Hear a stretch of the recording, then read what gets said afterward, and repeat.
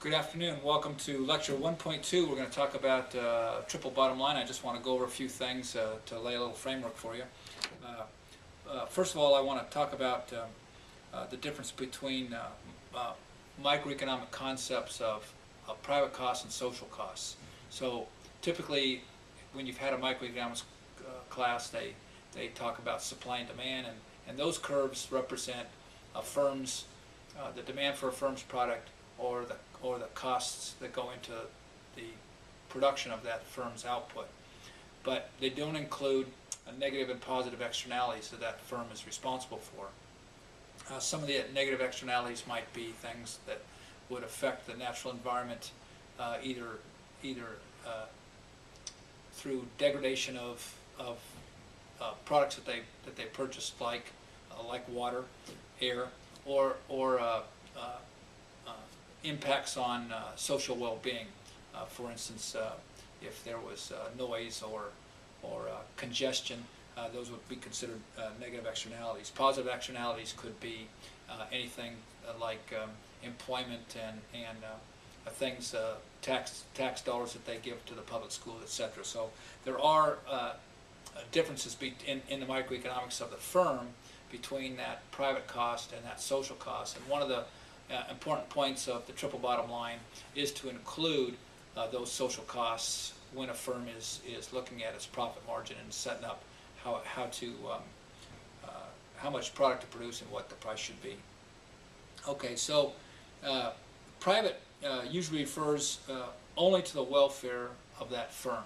So when the firm is looking at its cost structure and whatnot, it's only talking about the welfare of that firm. When we talk about social costs or social benefits, then we're including all of the welfare for all of the people in the society. So you have to include all of those externalities. And it's kind of interesting, most policy that deals with externalities or those social costs always deal with the negative ones, and very rarely they talk about the positive ones. And usually there's some of both. So that would be with respect to the firm, the triple bottom line. We also have the idea behind the measurement of gross domestic product, which is the value of final goods and services produced by any firm in the United States. And typically in that calculation we don't include changes to the values of assets. So if there's a degradation of the water, soil, air, we don't include that in that calculation. So again, all the firms in all industries have negative externalities, and so when we look at GDP, those numbers aren't included in there, even though there is a change in economic value for those attributes. And the same thing is true with positive. We don't include those positive externalities of all the firms in that calculation of GDP. There has been a move afoot to do that, but we haven't done it yet. And so that is the idea behind the triple bottom line, is to include the social costs into that equation. So next, just a minute, I want to talk about how when we talk about GDP, that we're talking about the entire supply chain, and that really is more of a life cycle analysis concept, where we want to follow the flow of a resource, what happens to that resource, and how does it return back to being that resource in a sustainable way, as we talked last time. And we're following that through through life cycle analysis, and we're finding out where those leakages are. So much the same as we were talking about in sustainability. In order for that process to be sustainable, we really need to have 100% return. If we mine an ore, we're taking something out, we need to make sure that we get 100% of that back. And you know that's not really possible, but we want to get as close to that as we can, and we want to know where those leakages are, and we want to know what the social ramifications of those leakages are.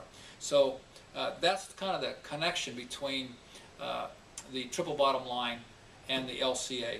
The triple bottom line normally refers to the firm and the collection of those economic costs that are not part of the marketplace, whereas the LCA, or life cycle analysis, is the following of those resources through the entire supply chain and identifying the leakages. So that kind of gives you an overview of of triple bottom line. I've given you a little bit already on the life cycle analysis, and of course now you can see that sustainability comes into that, into both of those, because that sustainability has to do with that firm's ability to continue to produce, to continue to receive the resources it has, and continue to be acceptable in that economic society.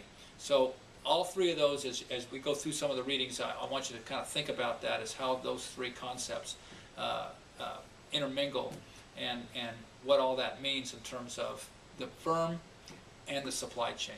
Okay, we'll see you next week.